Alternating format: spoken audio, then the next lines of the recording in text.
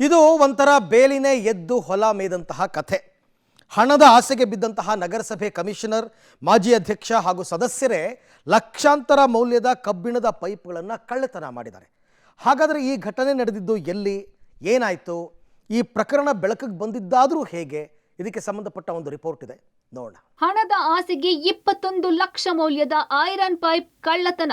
ನಗರಸಭೆ ಆಯುಕ್ತರು, ಮಾಜಿ ಅಧ್ಯಕ್ಷ, ಸದಸ್ಯರಿಂದಲೇ ಅಬೇಸ್. ದೂರು ನೀಡಿದ ಅಧಿಕಾರಿಯೇ ಪ್ರಮುಖ ಆರೋಪಿ.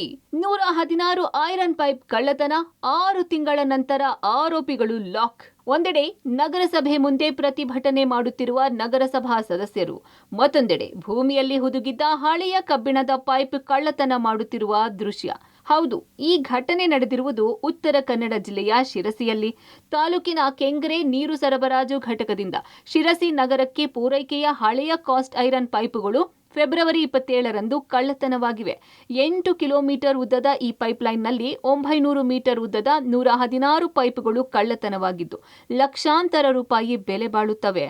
ಈ ಕುರಿತು ಮಾರ್ಚ್ 4ರಂದು ನಗರಸಭೆಯ ಕಿರಿಯ ಅಭಿಯಂತರ ಸೂಫಿಯಾನ್ ಅಹಮದ್ ಬ್ಯಾರಿ ಎಂಬುವರು ಪೈಪ್ಗಳನ್ನ ಶಿಕಾರಿಪುರದ ಜಕ್ರಿಯಾ ಸೈಯದ್ ಕಳ್ಳತನ ಮಾಡಿಕೊಂಡು ಹೋಗಿದ್ದಾಗಿ ದೂರು ಕೊಟ್ಟಿದ್ರು. ಇದರಲ್ಲಿ ಅಧಿಕಾರಿಗಳು ಶಾಮೀಲಾಗಿರುವ ಬಗ್ಗೆಯೂ ದೂರಿನಲ್ಲಿ ಉಲ್ಲೇಖಿಸಲಾಗಿತ್ತು. ಪ್ರಕರಣ ಕುರಿತು ಲೋಕಾಯುಕ್ತಕ್ಕೂ ಸಹ ದೂರನ್ನ ನೀಡಲಾಗಿತ್ತು. ಆದರೆ ತನಿಖೆ ಕೈಗೊಂಡ ಗ್ರಾಮೀಣ ಠಾಣೆ ಪೊಲೀಸರು ನಗರಸಭೆ ಕಮಿಷನರ್, ಸಹಾಯಕ ಇಂಜಿನಿಯರ್, ನಗರಸಭೆ ಮಾಜಿ ಅಧ್ಯಕ್ಷ, ಸದಸ್ಯರೇ ಕಳ್ಳತನ ಮಾಡಿರೋದನ್ನ ದಾಖಲೆ ಸಮೇತ ಪತ್ತೆ ಮಾಡಿ ದೂರು ನೀಡಿದ ಅಧಿಕಾರಿ ಸೇರಿ 7 ಆರೋಪಿಗಳನ್ನ ಬಂಧಿಸಿದ್ದಾರೆ. ಕಳುವಾದ 116 ಪೈಪ್ಗಳು ಈಗಿನ ಮಾರುಕಟ್ಟೆ ಮೌಲ್ಯ 21,18,500 ರೂಪಾಯಿ ಇದ್ದು ವರದಿ ಪಡೆಯಲಾಗಿದೆ. ಅಲ್ಲದೆ ಆರೋಪಿತ ಸೈಯದ್ ಜಕ್ರಿಯಾ ಇತರ ಖಾತೆಯಿಂದ ನಗರಸಭಾ ಸದಸ್ಯ ಯಶವಂತ ಮರಾಠೆ ಖಾತೆಗೆ ಹಣ ವರ್ಗಾವಣೆ ಆಗಿರುವ ಬಗ್ಗೆ ದಾಖಲೆ ಸಂಗ್ರಹ ಆಗಿದೆ. ಇನ್ನು ಪ್ರಕರಣದ ಬೆನ್ನು ಬಿದ್ದ ಗ್ರಾಮೀಣ ಠಾಣೆ ಪೊಲೀಸರು ಜಕ್ರಿಯಾ ಸೈಯದ್ರನ್ನ ಬಂಧಿಸಿ ತನಿಖೆ ಕೈಗೊಂಡಾಗ ಸತ್ಯ ಬೆಳಕಿಗೆ ಬಂದಿದೆ. ಈ ಹಿಂದೆ ನಗರದ ಹಳೆಯ ಪೈಪ್ಗಳನ್ನ ತೆಗೆಯೋಕೆ ಟೆಂಡರ್ ಪಡೆದಿದ್ದು ಅದು ನಷ್ಟವಾಗಿದ್ದರಿಂದ ಇದನ್ನು ಸರಿದೂಗಿಸಲು ನಗರಸಭೆ ಕಮಿಷನರ್, ಮಾಜಿ ಅಧ್ಯಕ್ಷ ಹಾಗೂ ಸಹಾಯಕ ಇಂಜಿನಿಯರ್ ಗಮನಕ್ಕೆ ತಂದು ಪೈಪ್ಗಳನ್ನ ಕಿತ್ತು ತೆಗೆದುಕೊಂಡು ಹೋಗಿರೋದಾಗಿ ತಪ್ಪೊಪ್ಪಿಕೊಂಡಿದ್ದಾರೆ.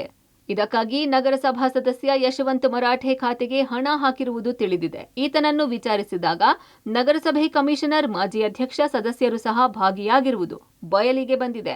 ಆರೋಪಿತರಾದ ನಗರಸಭಾ commissioner Kantharaju, junior engineer Sufiyan Byari, AW Prashant Varnekar, ನಗರಸಭೆ ಮಾಜಿ ಅಧ್ಯಕ್ಷ ಹಾಲಿ ಸದಸ್ಯರಾಗಿರುವ ಗಣಪತಿ ನಾಯ್ಕ, ನಗರಸಭೆ ಸದಸ್ಯ ಕುಮಾರ್ ಬೋರ್ಕರ್, ಯಶವಂತ ಮರಾಠೆ ಇವರು ಈ ಸ್ವತ್ತುಗಳನ್ನು ಯಾವುದೇ KTPP ಕಾಯ್ದೆ ಅಡಿಯಲ್ಲಿ ತಗೊಳ್ಳೋದಕ್ಕೆ ಅವಕಾಶ ಮಾಡಿದ ಜಕ್ರಿಯಾಗೆ ಇದನ್ನೆಲ್ಲ ತಗೊಂಡೋಗೋದಕ್ಕೆ ಅನುಮತಿ ಕೊಟ್ಟು ಈ ಪೈಪ್ಗಳನ್ನ ತಗೊಂಡೋಗಿರೋದು ಇದರಿಂದ ಸಾಬೀತಾಗಿದೆ.